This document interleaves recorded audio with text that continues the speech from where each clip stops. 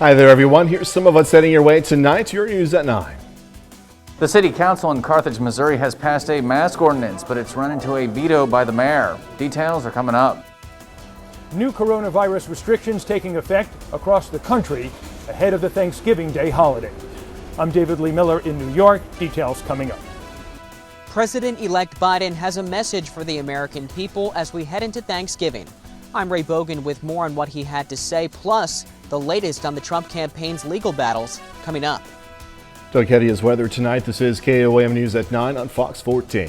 The 4 states' most watched news starts now. Thank you for joining us. I'm Jordan Abbey. The City Council in Carthage, Missouri passes a mask ordinance, but it will not be going into effect. KOAM's Mike Mahoney was at the council meeting, and Mike explains. It may not have been a packed house due to COVID-19 restrictions, but it was still hard to find a seat inside the Wednesday special city council meeting in Carthage, Missouri. That's because the council members gathered to debate and then vote on a proposed Carthage mask mandate, but not before hearing varying opinions from residents and business owners. It's a freedom issue, and if you choose to wear a mask, that is awesome. I applaud that. But if you don't choose to wear a mask, we shouldn't be punished for that. Without the council implementing a mask mandate, you willingly jeopardize human life. Make no mistake, there's no greater threat to our community than COVID-19. More masks save more lives, and they save more businesses. We are all adults. We can make decisions. We don't need government entities enforcing upon us to wear a mask or not. I'm here to encourage you to support a mask mandate, to support the local economy, to protect your citizens, and also because it's temporary. Right? Major employers right now, like my employer, we are struggling with erratic staffing from quarantine due to community spread. Mask mandates have a lot of passionate proponents and detractors, but every speaker and council member who addressed the proposed Carthage ordinance was civil while presenting arguments. The ordinance ultimately passed by a vote of 6-4, but was then vetoed by the mayor. I think it's an overstep. I don't feel like the city needs to be the ones who are mandating that the mask be worn. We've requested it. It's up to the businesses to make their own laws. For their own rules for their own business. The mayor's veto can be overturned, but that would require 7 votes from the 10-person Carthage City Council to do so. In Carthage, Mike Mahoney, KOAM News. Before passing the ordinance that was ultimately vetoed, city council members voted to remove a section that would have allowed the city to suspend or revoke the licenses of non-compliant businesses. Doug Heddy joins us now with our first look at weather. Earlier, I see the Christmas tree in the background. You got that set up. And earlier when I talked to you on the phone, I heard pots and pans in the background. Are you getting ready for tomorrow's feast, man? No. No? That was just dinner. The wife, she put up the tree several weeks ago, which I argued with her about it. But and then my son, he's over there asleep on the couch. He passed out. So, and one of the things I know we were giving an update earlier. One of the things you're thankful for, Doug, I know in particular, is so many thoughts and prayers and well wishes going towards your family, and in particular Christian. Give us an update on Christian. He's doing pretty well. I mean, he's obviously tired, but he goes back to chemo next week. So his 9th round. He's had 9 surgeries in a little over 5 months. So it's been kind of crazy for him, but he's doing okay, and he's definitely ready for the holidays. Oh, that's awesome, Doug. Thank you for that update. And turning to weather, kind of a dreary day today. Yeah, it really was. We had the clouds all day long, but at least temperatures not too bad across the region, as most of us sat into the 40s. We actually had a high of 55. That was a midnight high, but the clouds are breaking up now. Unfortunately, we're going to get some fog, which is going to roll in here a little bit later on tonight as this storm system rolls off toward the east. So if you are going to be out tonight, watch out for the fog. It's also cold into the low to mid 30s. Of course, we're going to look at Thanksgiving here in just a bit. Doug, thank you. Hospitalizations and confirmed COVID-19 cases are all spiking across the country as we head into the holidays, with a vaccine possibly right around the corner. Fox News correspondent David Lee Miller has more now from New York City. More than 12.5 million confirmed cases in the U.S., and the coronavirus outbreak is still intensifying. Deaths have been spiking over the past few weeks, and on Tuesday they hit a 6-month peak, more than 2,100. And along with this new surge comes new restrictions in dozens of states, including here in New York, where officials are targeting micro-clusters to slow the spread heading into the Thanksgiving holiday. But some locals say Governor Andrew Cuomo isn't following the science, and what they really need is more testing, not another lockdown. When we have a huge bottleneck at collection points, we need more walk-in sites, more mobile sites, more pop-up sites. The CDC is also looking at ways to slow the spread, considering shortening the quarantine period for people who have been exposed from 14 to as little as 7 days, hoping compliance will improve and stop carriers from unintentionally passing on the virus. The easiest answer to the question, are we flattening the curve, is no. The curve is very, very elevated. All communities have high disease activity. But officials say help is on the way in the form of a vaccine. Up to 1 million doses could be shipped out within 24 hours of FDA approval, expected in about 2 weeks, with the military now gearing up to help with distribution. These are valuable vaccines, and we need to ensure that they get to those who are most in need of them first. And here in New York, arriving travelers must provide proof of a negative test and then be quarantined for 3 days. Violators could be fined. In New York, David Lee Miller, Fox News. Researchers at Northwestern University are using artificial intelligence to detect COVID-19 by analyzing X-rays of the lungs. Scientists say this technique will not replace swab testing, but could be used to screen patients admitted to the hospital for other reasons. President Trump making another pardon with just 2 months left to his presidency. The president tweeting Michael Flynn, his first national security advisor, has been granted a full pardon. His campaign, however, continues to dispute the 2020 election results. And meanwhile, President-elect Joe Biden spent part of the day giving a Thanksgiving address. Fox News correspondent Ray Bogan has the latest. We're all in this together. On the eve of Thanksgiving Day, President-elect Joe Biden worked to unite Americans, saying it's time to come together and move beyond the divisive 2020 election. I know the country has grown weary of the fight. We need to remember, we're at war with the virus, not with one another. Biden used his speech to further put on the mantle of the presidency.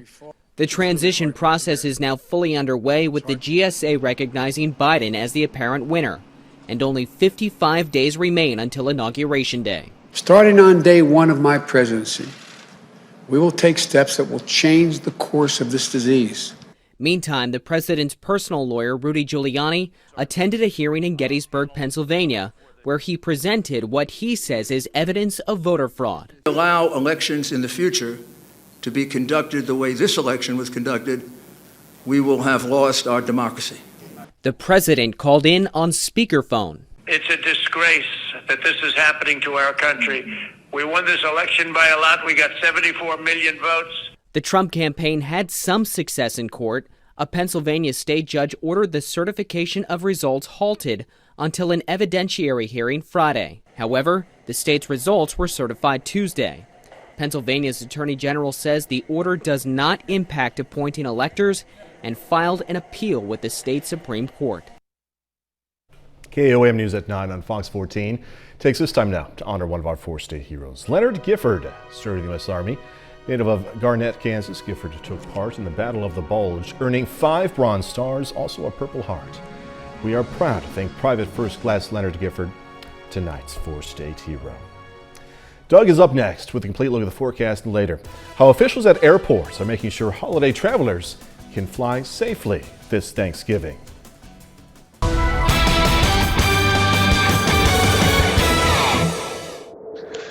Well, it definitely turned out to be a dreary day for us today. We had the clouds all day long, had some morning showers, and then most of the afternoon, it was pretty much dry. It was just chilly as we sat into the 40s throughout the entire day.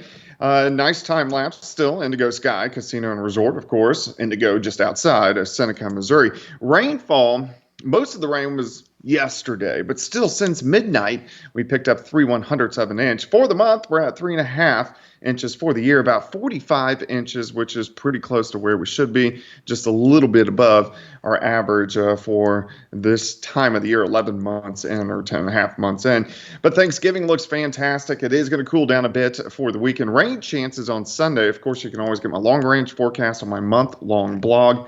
That is KOAMnewsnow.com. So after 50s yesterday, we had a midnight high today of 55, but you can see we sat into the 40s throughout most of the day. And it's kind of chilly right now. Most of us are mid 30s, a few lower 30s. At the freezing point, Iola, Chanute, Neodesha sitting at 34. If we look from our station currently, we're at 36 degrees. The winds are calm and our humidity is high. So what that means is fog is building in already. So you can see the visibilities are starting to drop. So be careful if you're going to be out tonight into tomorrow morning, as the fog is going to be fairly thick. So the clouds are working out now. You can see the back edge of the clouds, but the fog is building in right behind it, behind this big storm system that gave us all the rain, the severe weather for us last night heading up the eastern seaboard. Out to the west, our next little wave, it's going to come out in two chunks. One's going to affect us on Friday with some cooler temperatures. The second chunk will move out Saturday night into Sunday morning, which could give us a few showers. Temperatures tonight, we kind of hold into lower 30s. Once the fog burns off, turns out to be a fantastic day as our temps are going to go into the 60s for highs. We'll start at 34, 59 by noon. High temp is 64 during the afternoon. Here's a cold front. This rolls in tomorrow night. So tomorrow's fine, but behind the front, this cools us down for Friday. We'll only drop back near 40 by tomorrow morning. We just don't warm up a ton on Friday, as I think we'll make it into the mid 50s for highs. So let's go down the road. Here's that next system, mainly to our south, Saturday night into Sunday morning, which could give us a few showers. This pulls by and cold air settles in. So it's going to be pretty cold Monday and Tuesday. We'll have overnight lows well into the 20s.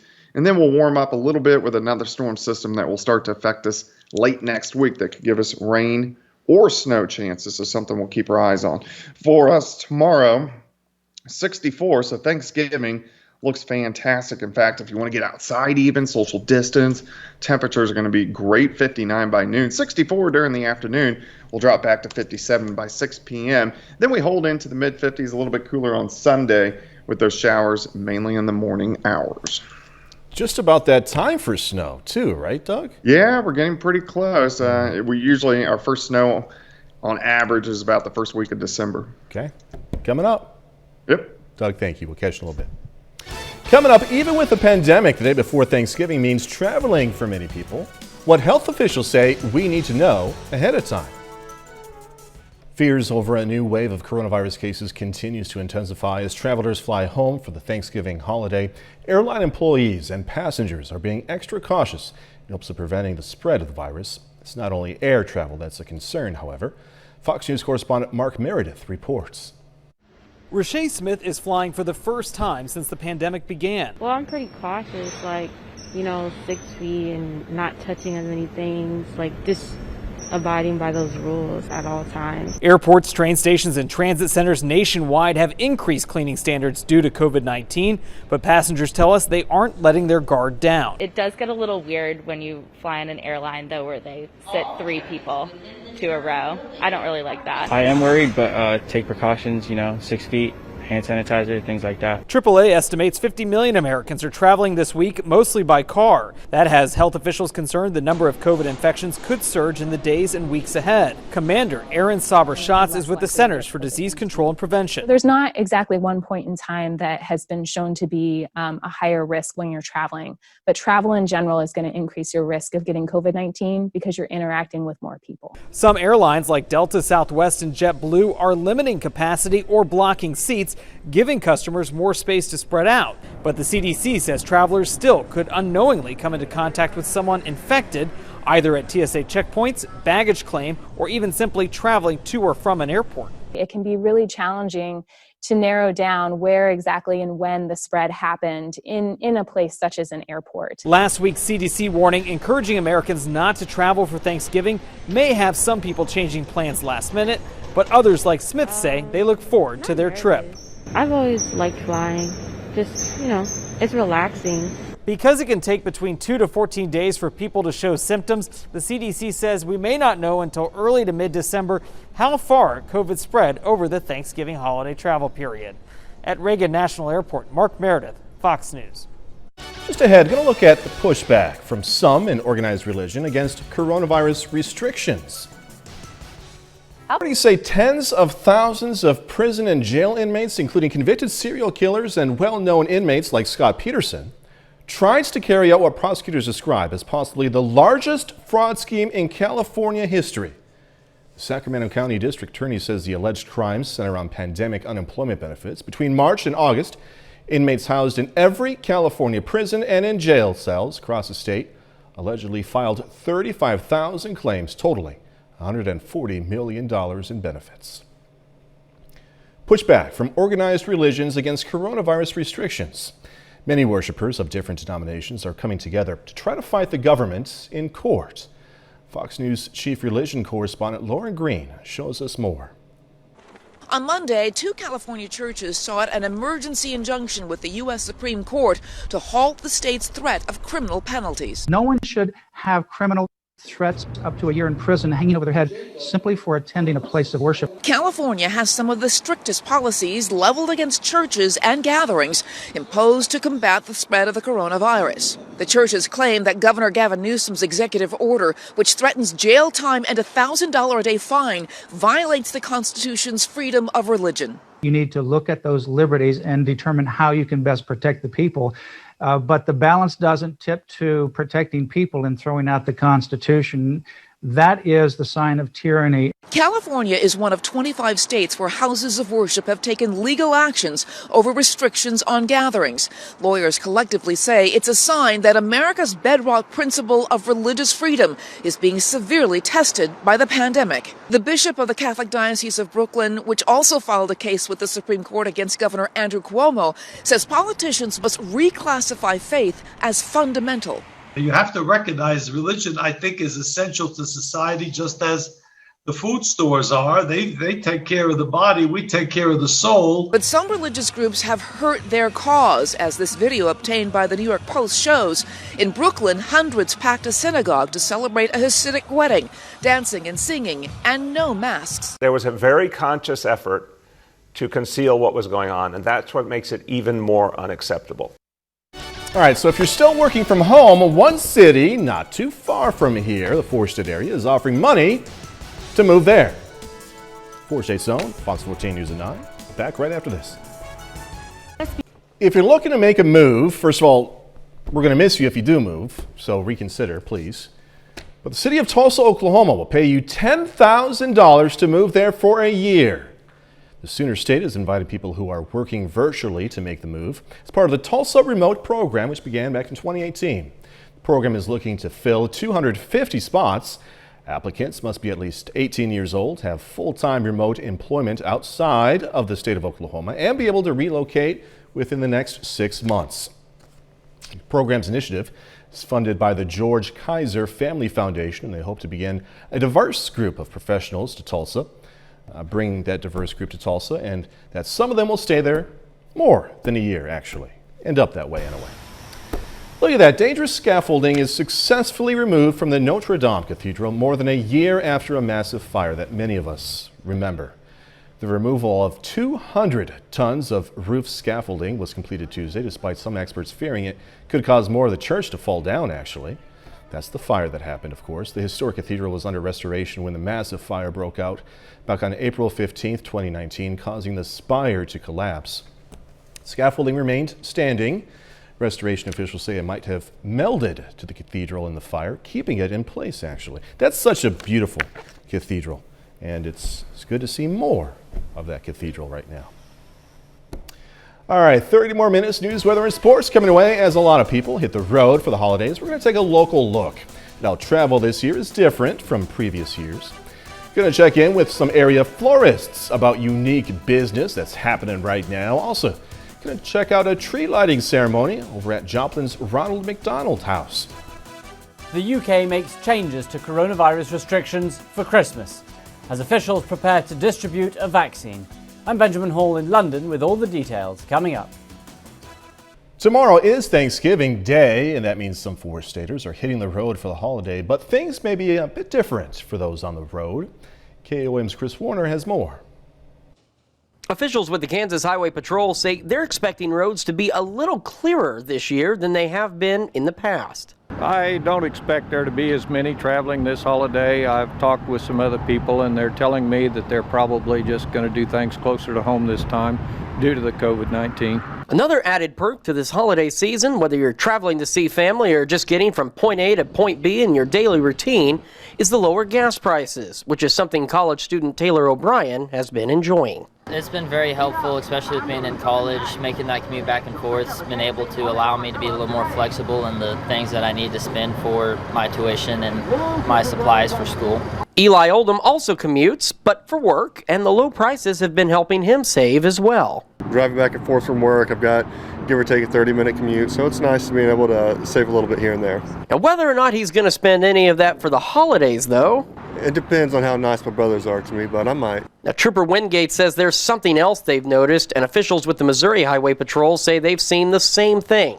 People not maintaining their lanes while driving, causing crashes. We're just making sure that our troopers out on the road this weekend are watching for those types of violations so that they can stop the people, find out if they're driving distracted or if they're tired. If they are tired, we want them to pull over and get some rest before they travel on, or if they're under the influence or if they're impaired. In Southeast Kansas, Chris Warner, KOAM News. If you are traveling this long weekend, officials with KDOT and MoDOT say they've got crews working hard to make sure rest stops and travel centers are clean, safe, also well stocked. Preliminary data from the Missouri Department of Conservation shows deer hunters in Missouri harvested more than 176,000 deer during this portion of firearms deer season. Of the deer harvested, 95,654 were antlered bucks, 16,045 were button bucks, 64,905 were does. It's a busy time for many area florists, and just in case if you haven't noticed, this year is really different generally for so many things in life. So this year, some florists are seeing a big increase for Christmas flowers already. Some florists are seeing an increase for Thanksgiving Day flowers. But a common reason seems to be showing love and care 2020 style. A little bit different this year. They're not getting together with their family. I had a lady and her daughter in, and she said it's just going to be a few of them and her mother, and they got flowers for her mother because her other children were not going to be able to come. So, as we've been hearing about, many people are already decorating their homes for Christmas. It's also helping florists with some early Christmas orders. The Four States Ronald McDonald House Charity's 19th annual Gift of Light, Gift of Love Christmas tree lighting celebration was virtual this year. Still really cool though. Look at that. You can see firsthand the 17-foot Christmas tree on the front lawn of the Ronald McDonald House.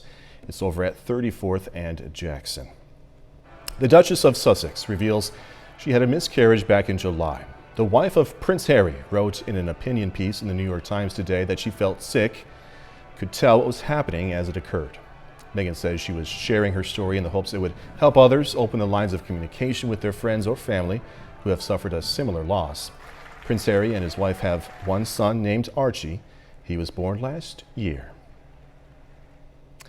Several European countries are planning to loosen coronavirus restrictions during the Christmas holiday. By then, EU officials say residents may be able to receive vaccinations. Fox News correspondent Benjamin Hall has more. Europe is seeing progress in its fight against the coronavirus. The World Health Organization says new infections have dropped about 6% in the past week, suggesting lockdowns are slowing the spread. Germany is bracing for an extension of its partial shutdown into December, while England will lift a 4-week lockdown next week and return to a 3-tiered system of restrictions. We can see the light at the end of the tunnel, but we're not there yet. Ahead of the holidays, the UK plans on allowing people to form a so-called Christmas bubble. No more than 3 different households can come together from December the 23rd to the 27th. France will lift its curfew on the 24th and 31st for people to celebrate. It's having a form of relaxation where there are rules that people will recognise, that will allow people to enjoy Christmas, but will do it in a controlled way. And all eyes are turning towards a vaccine. The British government has agreed to purchase up to 355 million doses of a potential vaccine from several manufacturers, while Germany and France are preparing special vaccination distribution centres. European Union officials say vaccinations could start by Christmas for member countries, and they're urging officials to make plans now. We're talking about millions of syringes, we're talking about cold chain, we're talking about organising vaccination centres, we're talking about trained personnel that is there. Healthcare workers are expected to be vaccinated first, followed by nursing home residents. In London, Benjamin Hall, Fox News. A bit later, a national look at the COVID-19 restrictions that could cause many restaurants to close ahead of the holidays and how owners are fighting back.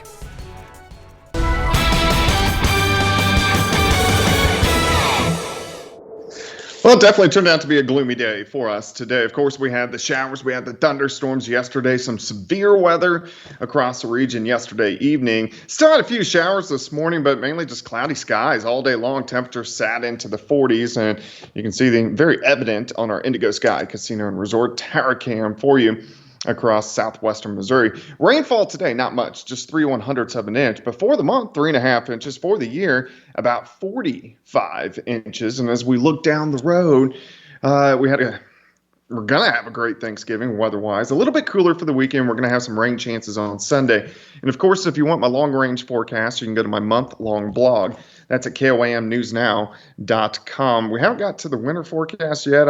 My schedule's been so crazy. We're going to squeeze that in next week. It does look like kind of an interesting winter as we have numerous storm systems which are going to be heading toward us. And the pattern actually starts to pick up again for us next week. Look at our temps. 50s yesterday, but once this system got by, very consistent into the 40s for us today. And we're now kind of cold. We're sitting mid-30s across the region, and it looks like we'll drop back a couple more degrees.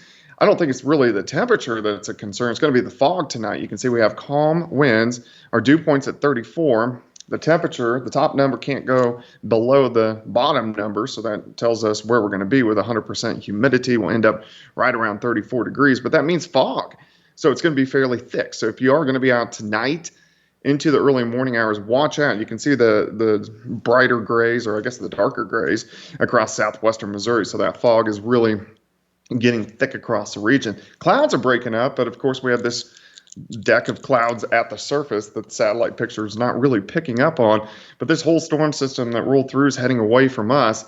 Out to the west, you can see Nebraska, Colorado. That's our weather tomorrow. That next system, though, will start to affect us as we head into the weekend. A couple little chunks of energy are going to roll toward us. For us tonight, we are going to drop back into the lower 30s for overnight lows. It does look like we'll start to see, by the time we head into the morning hours, that fog burning off across the region. And then a perfect day. We're going to have partly to mostly sunny skies. Temps are going to soar into the 60s for highs, 64. 59 by noon, high temp is 64. Watch the front out to the west. It starts to slide in tomorrow night. This will give some clouds, may even give us a few random sprinkles. It's not a big deal, but it will cool us down as our temperatures will struggle to warm up into the mid-50s by the time Friday rolls around. Then our next storm system. This is mainly going to stay south of us, but it will give us chances for rain Saturday night and into Sunday. So we'll keep our eyes on that. 64 tomorrow, 55 Friday, 54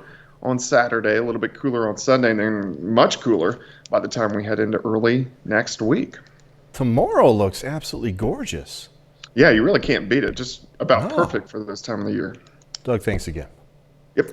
Don't forget, you can be the first to know about the day's weather with KOAM Skywatch Weather app. You can get severe weather updates sent straight to your phone, free of charge.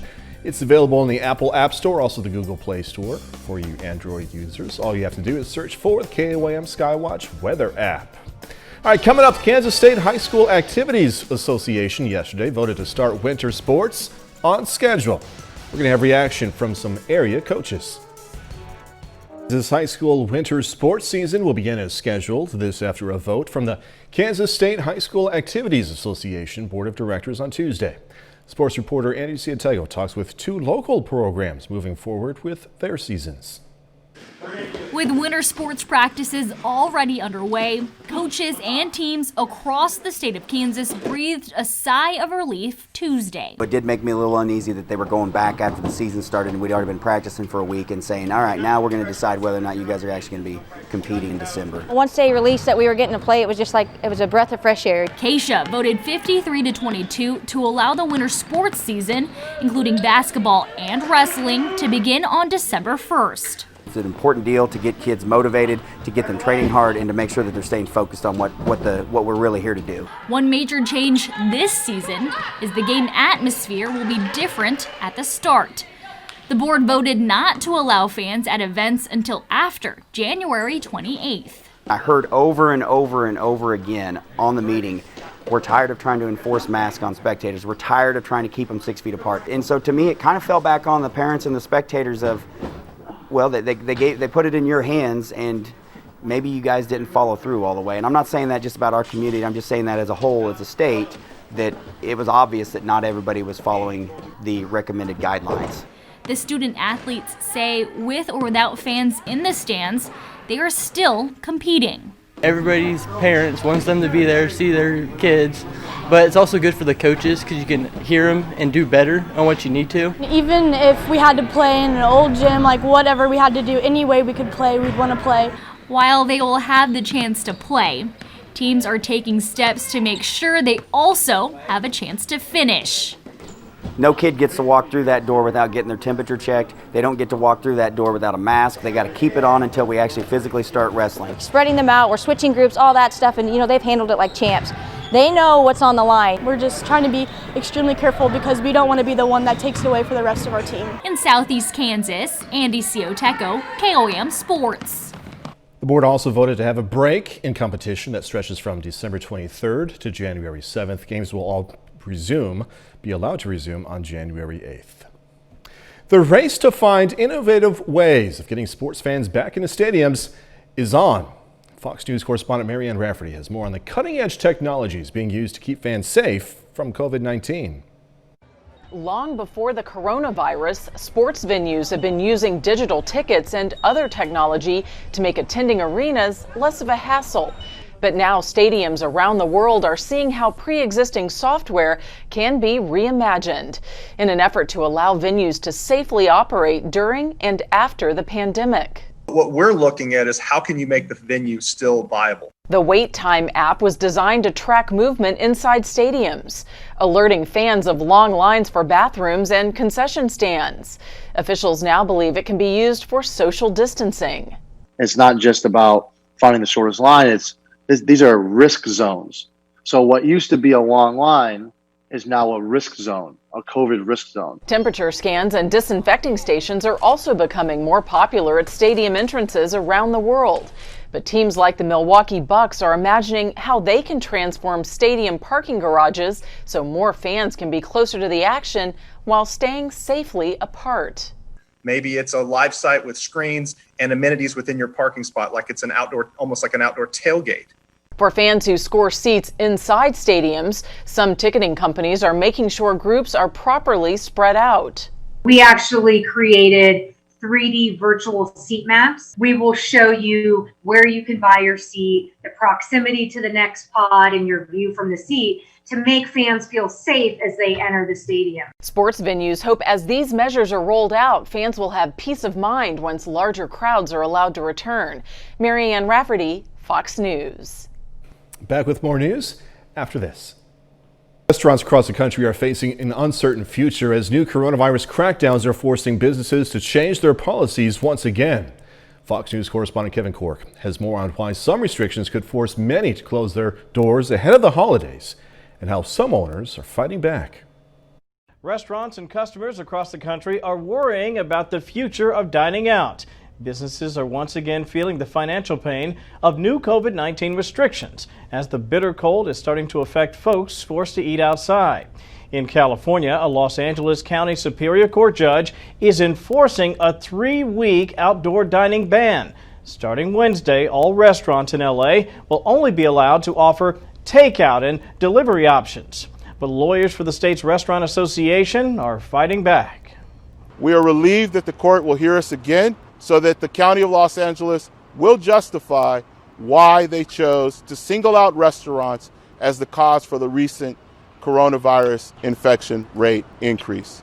Still, restaurant owners are fed up. How does LA expect us to survive? We've invested so much money also playing the game how they want it played. They change the rules constantly. And in the Midwest, a similar story is playing out. Frustration that there's nothing, it's just boom, you're shut down and have a good day, no notice. In parts of the Northeast, outdoor diners are coming to terms with the dropping temperatures. The heating lamp works, so it does make a difference. I'll be out all winter. I can't stand being in my place, so I'll try to do what I can. The new crackdowns come as hospitalizations for coronavirus patients in the U.S. break new records. In Washington, I'm Kevin Cork, Fox News. Going to wrap up this night before Thanksgiving with some celebrities sharing their favorite Thanksgiving Day traditions. Celebrities share their Thanksgiving plans, which includes a COVID-safe Zoom call. Plus, they express what they're most thankful for this year. Fox's Ashley Dvorkin has this story. Many people, including celebrities, may have had to ditch their annual Thanksgiving plans due to the coronavirus pandemic, but they are still looking forward to celebrating the holiday. I think we look forward to it this year more than we've ever looked forward to it because it's just been a lot going on. I think even the most positive people in the world have been challenged this year. Some are staying connected to their families by adding virtual elements to their Thanksgiving dinners. While so many of us won't be together physically, I am also grateful for FaceTime and Zoom, which we're going to set up at the heads of the table and just have our family there with us digitally, which is not the same, but it's better than people being alone. Actress Madeline Mills of Jingle Jangle: A Christmas Journey shares the 3 things that make her holiday complete. Family, food, and football. I love to spend time with my family and eat good food and watch college football. And they all have something to be thankful for. My kids, my family, we're all healthy. I'm most grateful for my wife and her family and my daughters, my 3 girls, and a lot of friends. I'm thankful that the people that I love and touch are selfishly that they're okay and that they've been able to maintain their health through this pandemic. It's been great to reflect on priorities of life, and that includes really being grateful for so very, very, very much. Ashley Dvorkin, Fox News. Even though it is 2020, there is some stuff to be thankful for.